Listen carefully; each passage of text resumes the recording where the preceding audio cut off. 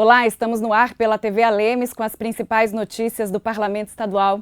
Eu sou Lívia Machado e esse é o Jornal Parlamentar. Confira agora os destaques dessa semana dos trabalhos dos deputados estaduais de Mato Grosso do Sul.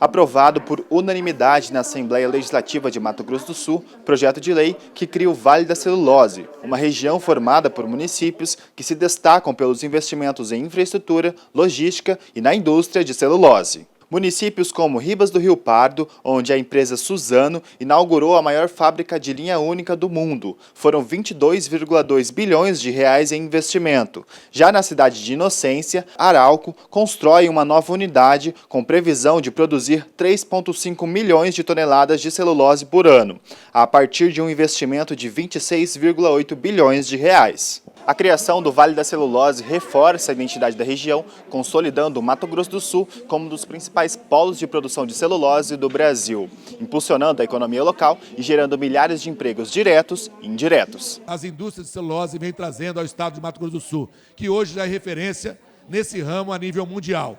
E esses municípios estão sendo impactados diretamente, positivamente, com a geração de emprego e renda. A lista de municípios que compõem o Vale da Celulose é Água Clara, Aparecida do Taboado, Bataguaçu, Brasilândia, Inocência, Nova Alvorada do Sul, Paranaíba, Ribas do Rio Pardo, Selvíria e Três Lagoas. Esta última é uma referência nacional no setor. O deputado Pedro Kemp, do PT, apresentou o projeto de lei obrigando instituições de ensino e de saúde de Mato Grosso do Sul que comuniquem casos de violência virtual entre crianças e adolescentes. O deputado vai explicar melhor o projeto para a gente. Deputado, a inspiração do projeto tem relação com os desafios virtuais que já fizeram vítimas no Brasil, né, deputado? Após a morte daquela menina de 8 anos de Brasília, que participou do chamado desafio do desodorante, né, inalando aerosol, nós tivemos assim, a preocupação de apresentar aqui na casa um projeto de lei para combater essa prática da chamada violência virtual, né, desses jogos, desses desafios e outras incitação ao suicídio, né, e outras práticas na internet que colocam em risco a saúde física, mental e também colocam em risco a vida de crianças e adolescentes. Então, basicamente, o nosso projeto determina que as escolas, os postos de saúde, os hospitais, né, que tomam conhecimento da existência desses jogos e desafios e que colocam em risco a vida de uma criança, de um adolescente, são obrigados a denunciar à autoridade policial ou ao conselho tutelar para que sejam apuradas as responsabilidades e esses jogos sejam retirados da internet, né? Então, é um projeto de lei que quer contribuir com esse momento que nós estamos vivendo, porque há anos atrás nós não tínhamos essa situação na internet. Hoje, os adolescentes, crianças até, acessam muito redes sociais, plataformas, né? Então, é uma situação que tem nos preocupado muito, até porque muitas vezes essas crianças estão fazendo uso ou acessando esses jogos sem o conhecimento dos seus pais, né? Ficam horas, às vezes, no celular e os pais não têm conhecimento do que elas estão vendo. Mas, às vezes, lá na escola, o professor fica sabendo, né, a coordenação pedagógica, ou lá na unidade de saúde, chega uma criança que passou mal por inalar desodorante e vai se investigar e ver que isso estava num jogo ou num desafio na internet. Então, nós precisamos nos precaver, fazendo a notificação, protegendo a vida de crianças e adolescentes e apurando responsabilidades, porque é uma grande irresponsabilidade de quem posta na internet esses desafios que colocam em risco a vida das crianças. E é interessante que a partir do projeto, Mato Grosso do Sul também vai poder ter índices e notificações para realizar estudos no setor, para proteger ainda mais as crianças e adolescentes, fazer uso de um serviço que é essencial para a população que está disponível, que é a Delegacia de Crimes Virtuais. Exatamente. Agora nós temos uma delegacia especializada para investigar e combater esses crimes da internet. E esses jogos, esses desafios, eles precisam ser denunciados, né? Porque podem causar muito mal a crianças e adolescentes e muitas vezes sem que as próprias famílias dessas crianças e adolescentes tenham conhecimento disso. Tá certo, deputado. Obrigada pela sua participação com a gente. Obrigado. Lívia Machado para a TV Alemes. Os deputados aprovaram em segunda votação um projeto de lei do Poder Executivo que cria o selo da agricultura familiar. Essa certificação oficial visa reconhecer e agregar valor aos produtos alimentícios artesanais, in natura ou processados, produzidos por agricultores familiares, indígenas, quilombolas e ribeirinhos no estado. Uma pauta fundamentalmente deles, trabalhadores e trabalhadoras que sobrevivem da chamada agricultura familiar. Num contingente de aproximadamente 70 mil famílias assentados da reforma agrária, do crédito fundiário, pequenos proprietários rurais, chacareiros, sitiantes, mas também comunidades quilombolas e indígenas, que muitas vezes, desesperados, viam aquilo que produzem no assentamento ser tomado pela fiscalização do IAGRO em função de que não tinha certificação, o selo. Após a aprovação em segunda discussão, o projeto seguirá para a sanção do Executivo. A implementação do selo será coordenada pelos órgãos estaduais, como a Agraer e a IAGRO. Projeto encaminhado, discutido anteriormente, encaminhado pelo governador Riedel, que mostrou sensibilidade, garante o selo e, portanto, a possibilidade de comercializar aquilo que produz lá na pequena propriedade em qualquer um dos 79 municípios do estado.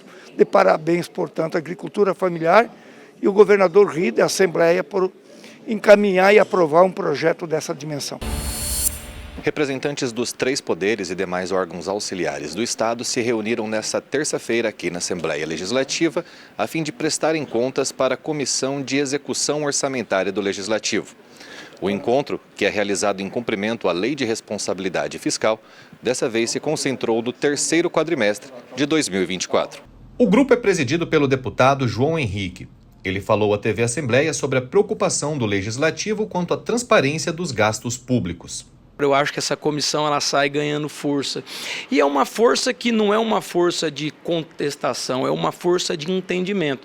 Acompanhar a execução orçamentária do Estado, quando é um assunto extremamente complexo, de algumas informações, chamadas informações sensíveis e muitas vezes sigilosas, até para nós que somos parlamentares e para os poderes, ao ser questionado pela comissão, que tem a competência legal para apresentar documentos que vão dar transparência e vão mostrar a eficiência da máquina pública, eu acho que todos os poderes saíram daqui entusiasmados de ter, dentro dessa comissão agora, membros que queiram ver isso como resultado.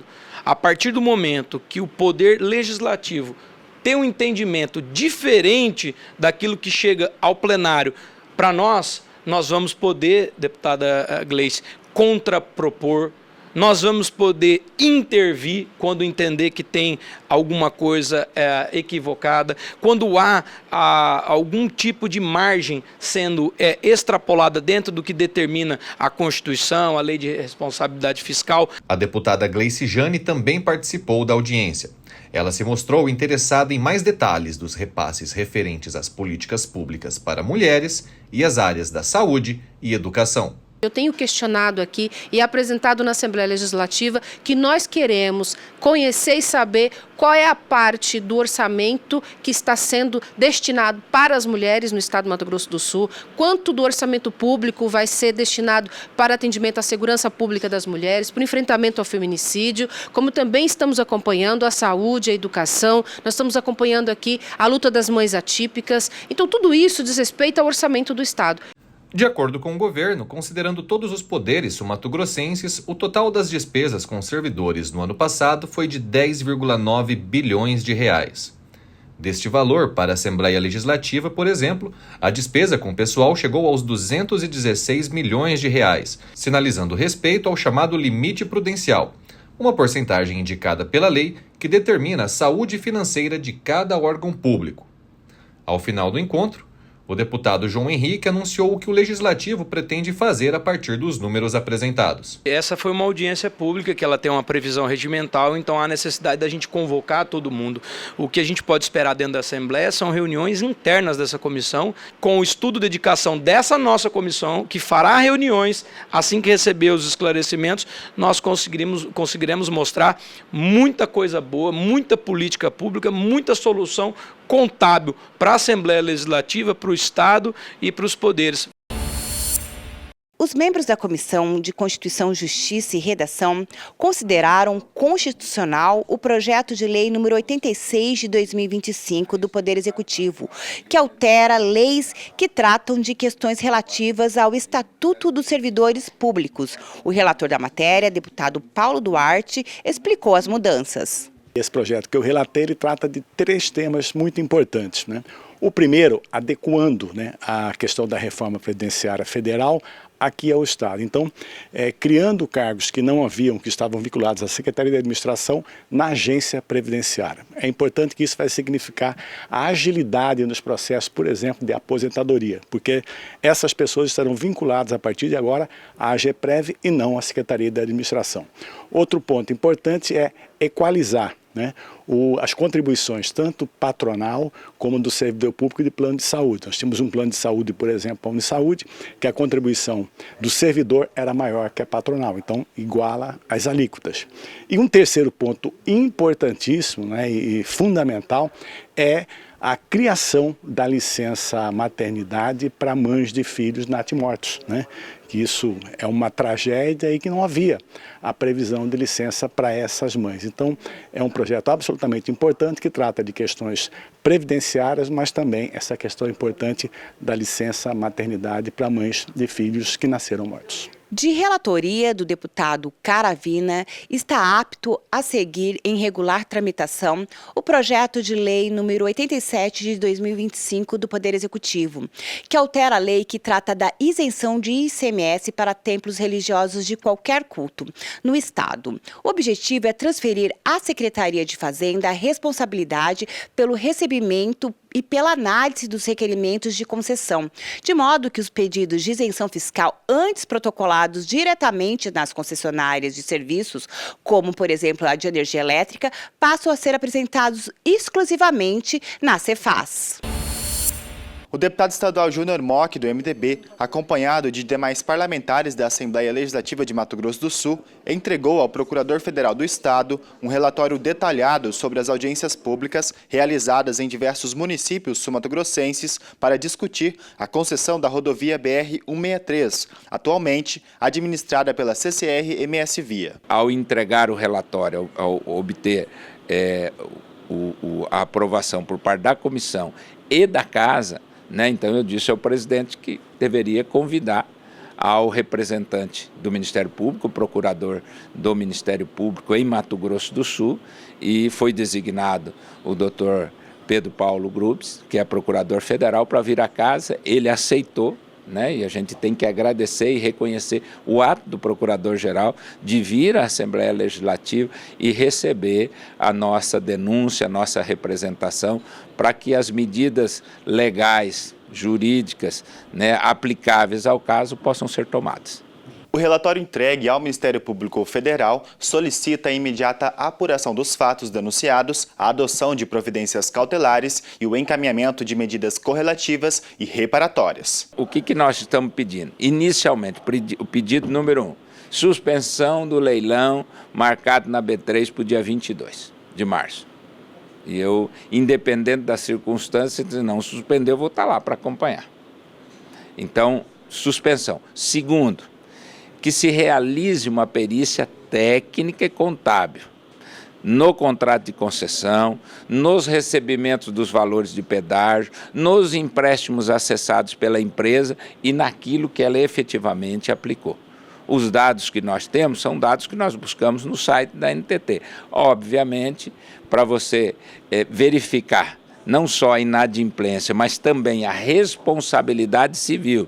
E aqui vem uma outra situação. A responsabilidade civil, ela não é só em relação às multas previstas nos contratos. A responsabilidade civil por danos materiais e morais vai atingir as vítimas que tiveram suas vidas ceifadas na rodovia, os seus familiares e aqueles que nós não temos os números, que ficaram sequelados por resto da vida em razão desses acidentes. Esse é um segundo passo. Ok? Então, nós queremos uma perícia que determine isso claramente para nós. E o terceiro item que nós estamos pedindo, dentro, né, ainda todos esses itens cautelarmente, seria a suspensão.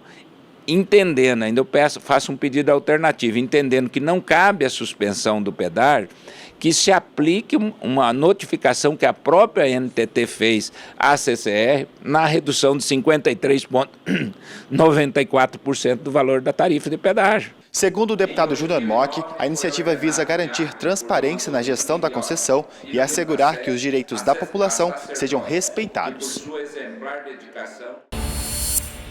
O Jornal Parlamentar fica por aqui. Confira outras notícias do Parlamento Estadual na programação da TV Alemes e também no nosso canal do YouTube, o Assembleia Legislativa de MS.